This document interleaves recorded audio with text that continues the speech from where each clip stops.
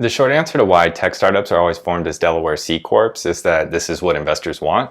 The long answer really breaks it down into two questions. The first one is, why is it a Delaware corporation? And the second one is, why is that corporation taxed as a C-Corp?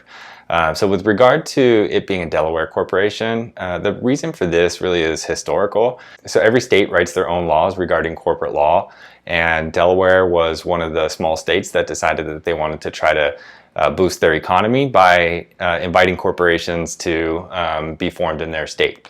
So their legislature was very proactive about making laws that were protective of the management of corporations, the people who decide where the corporation might be based, and also statutory provisions for the sort of transactions that corporations might go through.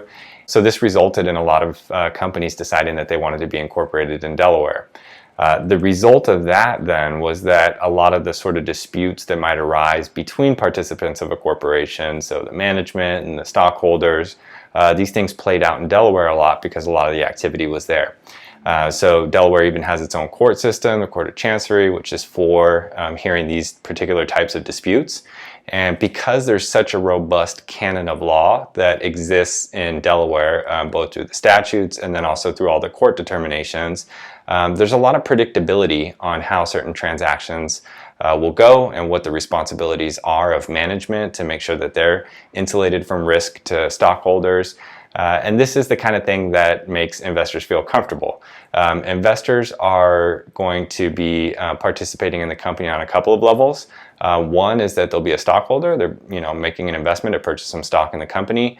And the other is that a lot of VC partners are going to sit on the board of directors of the corporations that they invest in. So they're going to be the people that are making these decisions on certain transactions like investments, mergers, acquisitions, dissolving the company, and so forth, that could potentially create some liability to the stockholders of the corporation. With regard to the question about why a C-Corp, the two types of taxation for a corporation are S-Corp and C-Corp. A corporation that's taxed as a C-Corp becomes its own taxpayer. It has a certain amount of profit every year, and that profit becomes income that it pays income taxes on, as though it were, an individual person filing their tax return each year for the amount of income that they recognize. An S-Corp, on the other hand, is what we call a pass-through entity, meaning that the corporation itself doesn't pay any income taxes, and instead the stockholders of the corporation pay some proportional share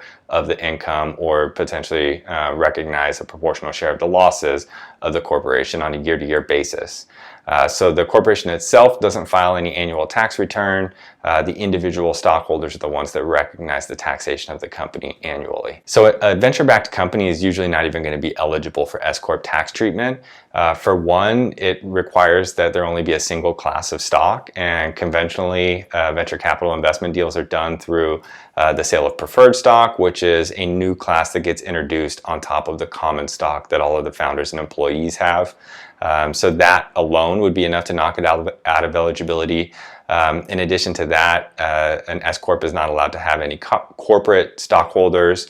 It's not allowed to have any non-resident taxpayers as owners of the stock either. Even if that weren't the case, venture capital funds are structured in a way where they're usually a pass-through entity themselves.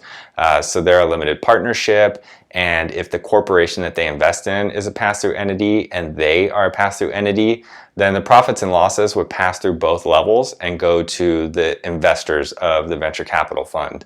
That would be a problem because a lot of those investors are going to be 501c3 nonprofits, like school endowments, pensions, and other sources of institutional funds that are structured as 501c3s.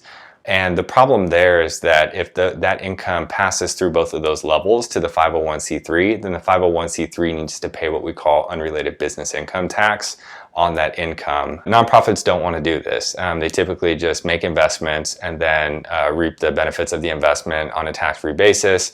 They don't want to be engaged in the commercial conduct or paying taxes as though they're engaged in the commercial conduct. On the extreme end of things, it's actually even possible for a 501c3 to lose their 501c3 status if too much of their activity is commercial, and so that could potentially be a concern as well. At a really basic level, a lot of investors don't want to be involved in the annual taxation of the corporation. They don't want to recognize some portion of the income or recognize a portion of the losses, even though that potentially is a tax benefit.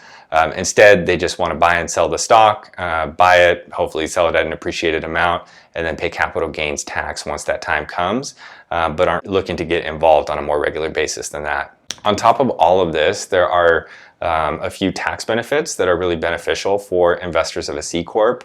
One of them relies on the company having qualified small business stock, and among other criteria, this means that it is stock in a domestic C-Corp. With qualified small business stock, an investor can sell their stock, they can dispose of their stock, and have up to $10 million of that appreciation be tax-free and not recognized as capital gains. There's also a tax provision that allows for investors to take a ordinary loss on a certain amount of losses from the disposition of stock. And there's another provision that allows for the deferral of recognition of capital gains and some of the taxes.